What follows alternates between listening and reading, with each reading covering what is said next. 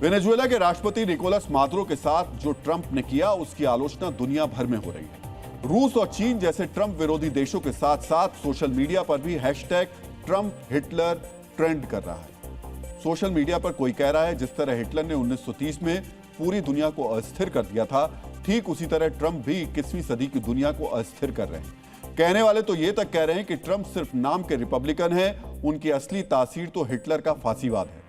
अब हम आपके सामने इसी तुलना का विश्लेषण करने जा रहे हैं ताकि आपको पता चल सके आखिर क्यों अमेरिका के राष्ट्रपति डोनाल्ड ट्रंप के कदमों और शख्सियत को हिटलर जैसा माना जा रहा है।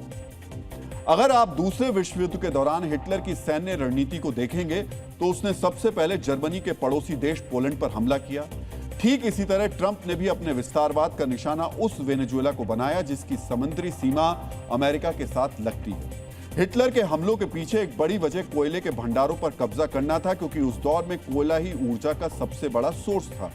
ट्रंप की नजर वेनेजुएला के तेल भंडारों पर है, क्योंकि आज के दौर में तेल ही ऊर्जा का सबसे बड़ा स्रोत है। हिटलर ने थर्ड राइच यानी ग्रेटर जर्मनी का नारा देकर पूर्वी यूरोप में विस्तारवाद को बढ़ावा दिया। तो यहां पर Trump make America great again यानी अमेरिका को महान बनाने का नारा देकर लैटिन अमेरिका में अमेरिकी प्रभुत्व यानी विस्तारवाद को आगे बढ़ा रहे हैं। यह एक विडंबना ही है कि जिस अमेरिका ने दूसरे विश्व युद्ध में जर्मनी से लड़कर हिटलर का आतंक खत्म करने में योगदान दिया, आज उसी अमेरिका के राष्ट्रपति की तुलना हिटलर से की जा रही है। हिटलर ने जिस तरह कथित राष्ट्रवाद की आड़ लेकर जर्मनी को दूसरे विश्व युद्ध में झोंका था, उसी तरह ट्रंप भी अमेरिकी राष्ट्रवाद को कथित आधार बताकर अमेरिका समेत दुनिया को तीसरे विश्व युद्ध की तरफ ले जा रहे हैं। आज ट्रंप और हिटलर की सामरिक नीतियों को भी एक समान ही करार दिया जा रहा है। इन नीतियों का भी हम विश्लेषण करेंगे, लेकिन उससे पहले आपको वो शब्द गौर से देखना चाहिए जो कभी हिटलर के भाषणों में सुना जाता था और आजकल ट्रंप के बयानों में सुनाई देता है। अंग्रेजी भाषा का यह शब्द वर्मिन, जिसका अर्थ होता है गंदा कीड़ा।